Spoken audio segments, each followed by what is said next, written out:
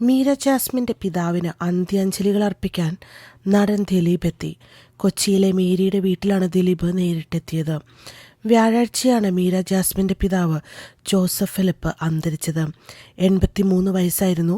വാർദ്ധക്യ സഹജമായ അസുഖത്തെ തുടർന്നാണ് അന്തരിച്ചത്. വാർദ്ധക്യ സഹജമായ അസുഖത്തെ തുടർന്ന് എറണാകുളത്തെ ആശുപത്രിയിൽ ചികിത്സയിലിരിക്കെയായിരുന്നു അന്ത്യം. വർഷങ്ങളായി മുംബൈയിലായിരുന്നു ഇവർ താമസിച്ചിരുന്നത്.